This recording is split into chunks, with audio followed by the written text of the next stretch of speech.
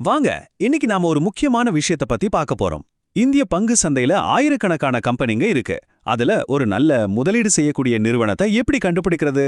அதுக்கு ஒரு தெளிவான எளிமையான கட்டமைப்பை தான் இன்னைக்கு நாம பார்க்க போறோம். இதுக்கு பேரு தான் 5 தூண்கள் கட்டமைப்பு. வாங்க இத பத்தி விரிவா பார்க்கலாம். ஸ்டாக் மார்க்கெட்ல சரியான பங்குகளை தேர்ந்தெடுக்கிறதுங்கிறது ஒரு பெரிய சவாலா இருக்கலாம் இல்லையா? எது நல்லது எது கெட்டதுன்னு ஒரு குழப்பம் வரும். ஆனா கவலைப்படாதீங்க, இன்னைக்கு நம்ம பார்க்க போற இந்த கட்டமைப்பு அந்த குழப்பத்தை எல்லாம் தீர்த்து உங்க வேலையை ரொம்பவே சுலபமாக்க போகுது. நிறைய பேர் நினைக்கிற மாதிரி பங்கு விலைகள் சும்மா ஏதோ காரணமே இல்லாம ஏறவோ இறங்கவோ செய்யறதில்ல. அதுக்கு பின்னாடி சில அடிப்படையான வணிக காரணங்கள் இருக்கு. அந்த காரணங்களை புரிஞ்சுக்கிட்டா நம்மளாலேயும் ஒரு நல்ல முடிவை எடுக்க முடியும். அதுக்கு இந்த 5 தூண்கள் கட்டமைப்பு ஒரு வழிகாட்டியா இருக்கும். இதுதாங்க நம்மளோட ப்ளூ பிரிண்ட். ஒரு கம்பெனியோட என்ஜின் எப்படி இருக்கு, அதோட பாதுகாப்பு கேடயம் என்ன, அது சந்திக்கிற புயல் எது, அந்த புயலை தாக்குப்பிடிக்க அது பயன்படுத்துற ஆயுதம் என்ன, கடைசியா அதோட தரம் எப்படி இருக்குன்னு இந்த 5 தூண்களையும் ஒன்னொன்னா நாம ஆழமா பார்க்க போறோம். மொதத் தூண் வருமானம். ஒரு வண்டி ஓடுறதுக்கு இன்ஜின் எவ்வளவு முக்கியமோ அதே மாதிரி ஒரு பங்கோட விலை நீண்ட காலத்துல உயர்றதுக்கு அந்த நிறுவனத்தோட லாபம் அதாவது வருமானம் ரொம்ப முக்கியம். இன்ஜின் பவர்ஃபுல்லா இருந்தா வண்டி வேகமா போகும். அதே மாதிரி லாபம் அதிகமா இருந்தா பங்கோட விலையும் நல்லா ஏறும். சரி, அந்த இன்ஜினோட பவரை எப்படி அளக்கிறது? அதுக்கு தான் இபிஎஸ், அதாவது ஒரு பங்குக்கான வருமானம்ங்கிற அளவுகோல் இருக்கு. ரொம்ப சிம்பிளா சொல்லணும்னா, நீங்க ஒரு கம்பெனியோட ஒரு ஷேர் வச்சிருந்தீங்கன்னா அந்த ஒரு ஷேருக்காக கம்பெனி எவ்வளவு லாபம் சம்பாதிச்சிருக்குங்கிறது தான் இந்த இபிஎஸ். நீங்க முதல்ல கவனிக்க வேண்டிய முக்கியமான விஷயம் இதுதான். இங்க ஒரு ரொம்ப முக்கியமான விஷயத்தை நீங்க கவனிக்கணும். குறிப்பா ரிலையன்ஸ், டாடா மோட்டார்ஸ் மாதிரி பெரிய இந்திய நிறுவனங்களை பார்க்கும்போது எப்பவுமே ஒருங்கிணைந்த அதாவது கன்சாலிடேட்டட் வருமானத்தை தான் பார்க்கணும்.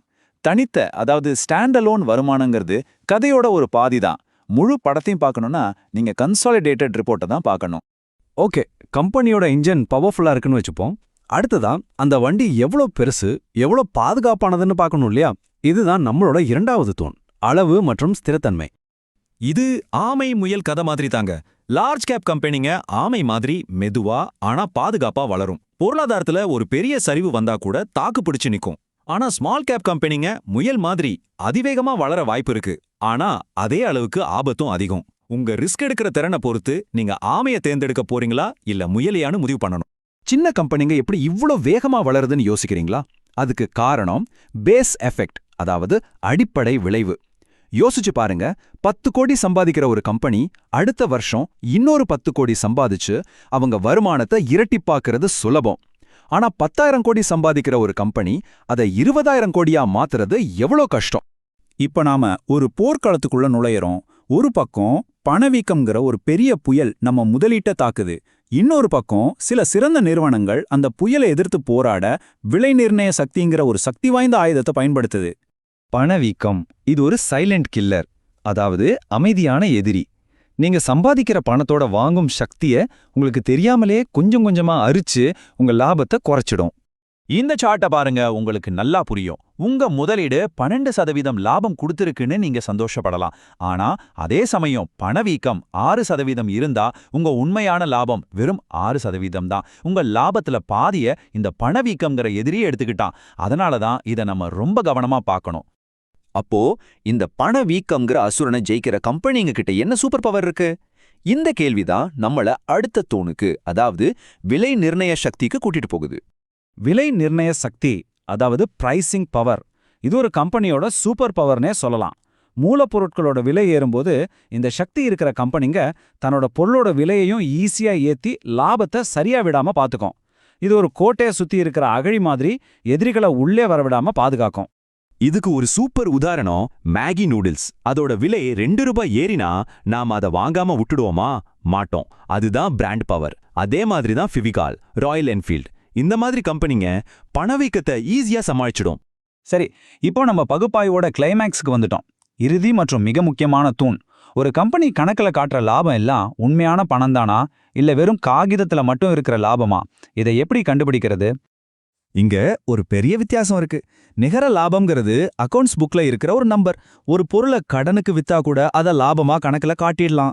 ஆனா செயல்பாட்டு பணப்புழக்கம், அதாவது ஆபரேட்டிங் கேஷ் ஃப்ளோங்கிறது கம்பெனியோட பேங்க் அக்கவுண்ட்குள்ள உண்மையிலே வந்த பணம். எப்பவுமே ஞாபகம் வச்சுக்கோங்க, கேஷ் தான் கிங். ஒரு கம்பெனியோட லாபம் தரமானதான்னு செக் பண்றதுக்கு இத ஒரு தங்க விதி. அந்த நிறுவனத்தோட செயல்பாட்டு பணப்புழக்கம், அதாவது சிஎஃப்ஓ, அதோட நிகர லாபத்தை விட அதிகமா இருக்கணும். அப்படி இருந்தா கம்பெனி காட்டுற லாபம் உண்மையானது, தரமானதுன்னு நாம நம்பலாம். ஒரு கம்பெனியோட லாபம் நம்பகத்தன்மையற்றதுன்னு காட்டுற சில ரெட் சிக்னல்ஸ் இருக்கு. உதாரணத்துக்கு, கஸ்டமர்ஸ் கிட்ட இருந்து வரவேண்டிய பாக்கி அதிகமாயிட்டே போறது, இல்லனா கம்பெனியோட முக்கிய தொழில்ல இருந்து லாபம் வராம நிலத்தை விக்கிறது மாதிரி வேற விஷயங்கள்ல இருந்து லாபம் வர்றது. இதெல்லாம் ஆபத்தான அறிகுறிகள். அருமை. நாம இதுவரைக்கும் பார்த்த இந்த 5 தூண்டுகளையும் ஒண்ணா சேர்த்து நீங்க ஒரு கம்பெனி அனலைஸ் பண்ணும்போது பயன்படுத்தக்கூடிய ஒரு சிம்பிளான செக்லிஸ்டா இப்ப பார்க்கலாம். இதுதான் இந்த முழு பகுப்பாய்வோட சாராம்சம். நீங்க ஒரு கம்பெனியை பார்க்கும்போது இந்த கேள்விகளை மட்டும் கேளுங்க. அதோட வருமானம் கன்சாலிடேட்டட் லாபமா சீரா வளருதா? அதோட சைஸ் உங்க ரிஸ்க்கு ஏத்ததா இருக்கா? பணவீக்கத்தை சமாளிக்கிற பிரைசிங் பவர் இருக்கா? ரொம்ப முக்கியமா, கம்பெனி காட்டுற லாபம் உண்மையான பணமா கைக்கு வருதா? இந்த கேள்விகளுக்கு பதில் தெரிஞ்சாலே உங்களுக்கு ஒரு தெளிவான முடிவு கிடைச்சிடும். ஆக அடுத்த முறை நீங்க ஒரு ஸ்டாக்கை பார்க்கும்போது அதோட விலை ஏறுதா இறங்குதான்னு மட்டும் பார்க்க போறீங்களா, இல்ல அதோட அஸ்திவாரம் எவ்வளவு ஸ்ட்ராங்கா இருக்குன்னு இந்த 5 தூண்களை வச்சு செக் பண்ண போறீங்களா? உங்க முதலீட்டு பயணத்துல இந்த கட்டமைப்பு உங்களுக்கு ஒரு பெரிய உதவியா இருக்குன்னு நம்புறேன்.